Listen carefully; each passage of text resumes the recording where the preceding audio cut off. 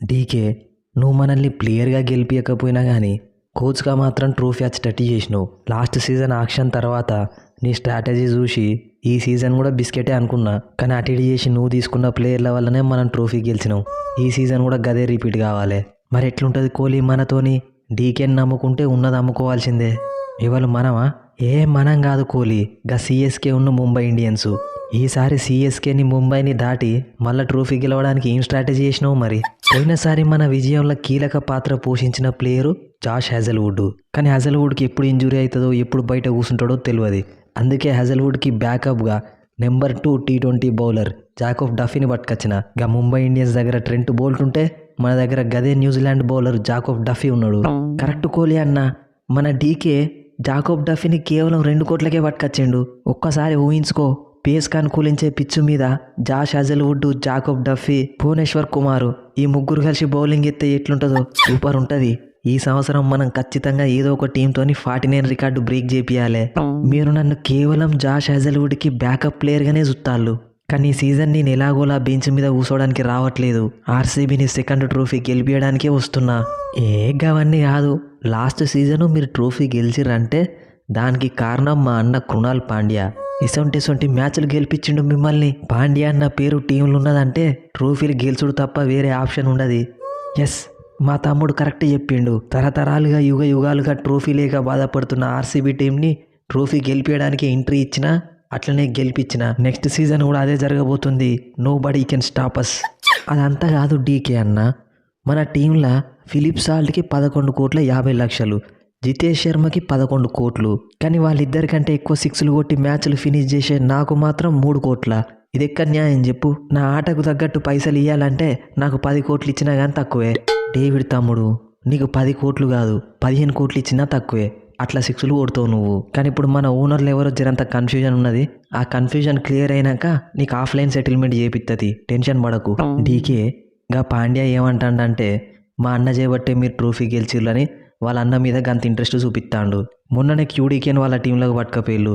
నాకెందుకో ఏదోటి గ్యాంబ్లింగ్ చేసి మళ్ళీ కృణాల్ పాండ్యాని కూడా వాళ్ళ దాంట్లోకి తీసుకుపోతారనిపిస్తుంది. కరెక్టే కోహ్లీ, వాళ్ళు తలుచుకుంటే ఏ టీంలో ఉన్న ప్లేయర్నైనా వాళ్ళ టీంలోకి వచ్చి స్టార్ట్ చేసుకుంటారు. కానీ మన లక్ ఫ్యాక్టర్ కృణాల్ పాండ్యాని మాత్రం ఎట్లయినా బయటికి పోనీయద్దు. అవసరమైతే పాటిదారినైనా వదిలేద్దాం. ఎంత పెద్ద మాట అన్నావు డీకే బై. ఫస్ట్ టైం కెప్టెన్సీ తీసుకున్నాక ఎవ్వరి మీద రానన్ని ట్రోల్స్ నా మీద వచ్చినాయి. అవన్నిటిని కూడా తట్టుకొని నువ్విచ్చిన టీంతోనే మిడిల్ ఆర్డర్లు వచ్చి హాఫ్ సెంచరీల మీద హాఫ్ సెంచరీలు కొట్టి ట్రోఫీ గెలిపిస్తే ఇద్దరు ప్లేయర్లలో మంచి లక్ ఫ్యాక్టర్ ఉంటుంది. అల్లొకడికి కృణాల్ పాండ్యా. నువ్వు పోయినా నేను పోయినా కృణాల్ మాత్రం టీంలో ఉండాలి. అయినా నువ్వు చెప్పినావనే కదా గా వెంకటేష్ అయ్యర్ని కూడా టీంలోకి పట్టుకొచ్చినావు. ఇప్పుడు గా పాడికలేమో డొమెస్టిక్ క్రికెట్లో సెంచరీల మీద సెంచరీలు చంపుతాడు. నువ్వే చెప్పు, పాడికల్ని ఆడిద్దామా వెంకటేష్ అయ్యర్ని ఆడిద్దామా? అలా డౌట్ ఏముంది, ఖచ్చితంగా నన్నే ఆడియాలి. డొమెస్టిక్ క్రికెట్లో ప్రస్తుతం అందరికంటే మంచి ఫామ్లో ఉన్న ప్లేయర్ని నేను ఒక్కనే. అది సయ్యద్ ముస్తాక్ అలీ ట్రోఫీ అయినా, విజయ్ హజారే ట్రోఫీ అయినా. కాబట్టి 1 డౌన్ బ్యాటింగ్ చేసేది నేనే. అరే పాడికలు, నువ్వు బాధపడకు. వెంకటేష్ అయ్యర్ని కేకేఆర్ ఇంపాక్ట్ ప్లేయర్గా వాడుకున్నారు, మనం కూడా వాటినే వాడుకుందాం. ఎందుకు బాధపడతాను? డీకే భయ్యా, నేను ఎలాగోలా ఇంపాక్ట్ ప్లేయర్ ఆడడానికి రాలేదు. నా బ్యాటింగు బౌలింగు రెండింటితోని టీంని ట్రోఫీ గెలిపించడానికే వచ్చిన. మీకు కావాలంటే ఇంపాక్ట్ ప్లేయర్గా పాడికల్ని ఆడించుకోండి, నేను మాత్రం మెయిన్ ప్లేయర్గానే ఆడతా. నిన్నగాక మొన్న వచ్చి నువ్వు డైరెక్ట్గా ప్లేయింగ్ లెవెల్లో ఆడతా అంటే మేము చూసుకుంటా కూర్చుంటామా? ట్రోఫీ గెలిపించిన వాళ్ళం. అరే తమ్ముళ్ళు, కొట్టుకోకుల్లివే. ఫారెన్ ప్లేయర్స్ కంటే కాంపిటీషన్ ఉంటుంది. మీరు పోయేసరికి ఆర్సీబీలు కూడా ట్రోఫీ గెలిచిర్రు. ఈ సీజన్ అట్లా కావద్దనే పర్ఫెక్ట్ ప్లానింగ్తోని కొత్త కొత్త పిల్లగాళ్ళందరినీ పట్టుకొని వచ్చినావు. ట్రోఫీ కాదు కదా, కనీసం ప్లే ఆఫ్స్కి కూడా రాలేరు మీరు. మళ్ళా ధోని భయ్, ఎక్కడ గెలకూడదో అక్కడ గెలికినావు. నువ్వు ఈ డీకే స్ట్రాటజీస్ని అనుమానిస్తాను. ఎవరున్నారు మీ టీంలా? జస్టిస్ గ్యాంగ్ తప్ప. సిఎస్కే పతనం నువ్వు రిటైర్ కాక ముందుకే స్టార్ట్ అయిపోయింది. మాకు కాంపిటీషన్ ఇచ్చే ఏకైక టీము ఇప్పుడు ముంబై ఇండియన్సే, మీరు కాదు. ఎక్కడ గెలకూడదో అక్కడ గెలికినావు డీకే అన్న. ఈసారి సిఎస్కేలో శాంసన్ ఉన్నాడన్న విషయం మర్చిపోయినవైంది. శాంసను ఇప్పుడు ఐపీఎల్లో ఆర్సీబీ టైం నడుస్తుంది. Nobody can stop us. అయినా డీకే వట్టి ముంబై మీదనే కాదు, పోయినసారి ఫైనల్కి వచ్చిన పంజాబ్ మీద కూడా మన కాన్సన్ట్రేషన్ పెట్టాలి. ఆ పాంటింగు మళ్ళీ మినీ యాక్షన్లో కూడా ఆస్ట్రేలియా ప్లేయర్లనే దింపి ఏదో పెద్ద ప్లానింగే ఎత్తాడు. వాళ్ళ దగ్గర ఆస్ట్రేలియా ప్లేయర్లు ఉంటే మన దగ్గర అన్ని దేశాల ప్లేయర్లు ఉన్నారు. కోహ్లీ, నువ్వు టెన్షన్ పడకు, నేను చూసుకుంటా. అంతేనా? పోయినసారి అంటే మా చేతిలో మిస్ అయ్యి, కానీ ఈసారి మిస్ అయ్యే ఛాన్సే లేదు. పాతాళంలో ఉన్న పంజాబ్ని పోయిన సీజన్ ఫైనల్ దాకా తీసుకొచ్చిన. ఈ సీజన్ ట్రోఫీ గెలిపిస్తా. Nobody can stop us. Iyer, మనం ఈ ఆర్సీబీని అంత ఈజీగా తీసుకోవద్దు. పోయిన సీజన్ కంటే ఈ సీజన్ వాళ్ళ టీం ఇంకా స్ట్రాంగ్ ఉన్నది. గా డీకే 16 కోట్లు పర్సున్నా కానీ అండర్ రేటెడ్ ప్లేయర్ జోర్డన్ కాక్స్ని పట్టుకొచ్చిండు. T20లలో నెంబర్ 2 బౌలర్ జాకోబ్ డఫీని పట్టుకొచ్చిండు. డొమెస్టిక్ క్రికెట్లో ఆల్రౌండ్ పర్ఫార్మెన్స్ చేస్తున్న మంగేష్ యాదవ్ని తెచ్చుకున్నాడు. ఆఖరికి వెంకటేష్ అయ్యర్ని కూడా పట్టుకొచ్చుకున్నాడు. పోయినసారి మనల్ని దెబ్బగొట్టి మన ఆశల మీద నీరు జల్లిన ఈ ఆర్సీబీని ఈసారి మనం ఎట్టి పరిస్థితులలో లైట్ తీసుకోవద్దు. మర్చిపోవడానికి వాళ్ళు కొట్టింది మామూలు దెబ్బ అన్న. యాజ్ ఎ కెప్టెన్గా నన్ను బ్యాక్ టు బ్యాక్ ట్రోఫీలు గెలవకుండా చేసిళ్ళు. వాళ్ళకు సుక్కలు చూపించకపోతే నా పేరు శ్రేయాస్ అయ్యరే కాదు, అయ్యరు. ఆల్రెడీ మా డీకే అన్న చెప్పిండు, ఈసారి మా కాంపిటీషన్ ఐపీఎల్లో ఏ టీంతోనే కాదు, ఓన్లీ ముంబై ఇండియన్స్తోనే. ఈసారి ఫైనల్లో ముంబైని ఓడించి ట్రోఫీ గెలిపియాలని నేను మైండ్లో ఫిక్స్ అయినా. ఇక బ్లైండ్ గెలిపోడే అంతేనా?